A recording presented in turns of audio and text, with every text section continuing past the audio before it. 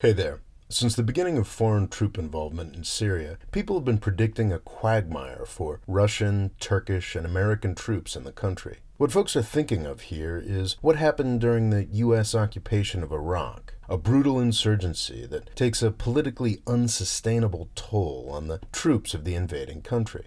When Russia went into Syria in force in September 2015, Obama predicted that they would soon regret it and find themselves in a quagmire. This hasn't really happened. Wikipedia says they've only lost 116 soldiers in 4 years. When Turkey invaded northern Syria in 2016, and especially when they invaded Kurdish-majority Afrin in the beginning of 2018, I expected a bloodbath. But it didn't happen. Wikipedia says all their efforts have only cost around 194 deaths in 3 years. When more permanent U.S. troops moved into northern Syria in 2017, I again expected massive casualties. Didn't happen. So far, according to Wikipedia, only 8 U.S. service people have died in Syria.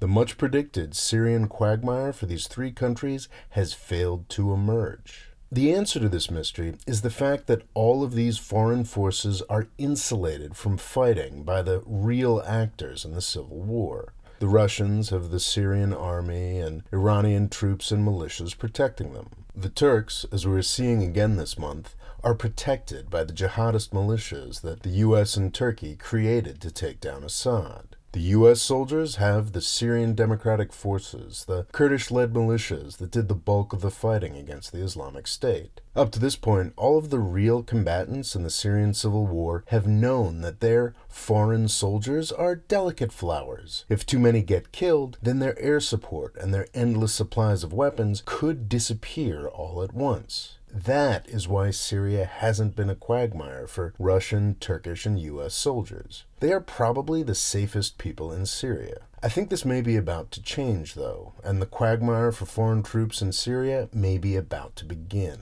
Ironically, this is because the war is winding down. If last week's deal between Russia and Turkey holds, then the Syrian war may be essentially over. The Russians are probably the safest troops going forward, but the deal does call for a more involved role for Russian military police patrolling the so-called safe zones. As the Iranians and Russians jockey for position and contracts in the Syrian recovery, Iranian forces might be less eager to die to protect Russians. Even Assad might get sick of the Europeans as he tries to consolidate power. The Americans were supposed to pull out of northern Syria, but at the end of last week, it emerged that Trump might be planning a very illegal and very stupid residual force to keep the Syrian government from accessing its oil. These plans are reliant on continued support from the SDF, the Kurdish-led militia that the U.S. just betrayed at the beginning of this month. That's crazy. If Trump's oil field plan goes forward, we could double 2 years of U.S. casualties in a month.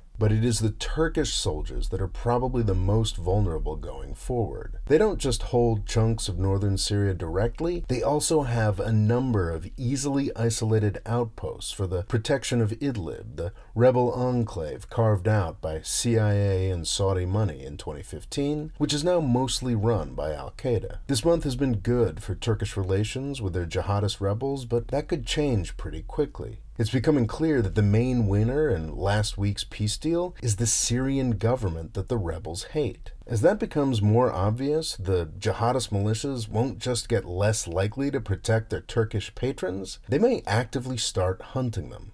So, as peace breaks out in Syria, the long-predicted quagmire for foreign soldiers may be about to get started. The smart thing for Russia, Turkey, and the U.S. to do now would be to declare victory and withdraw. Thanks for watching. Please subscribe, and if you want to help me keep making videos like this one, please click on the Patreon link here to find out about my crowdfunding thing. Thanks.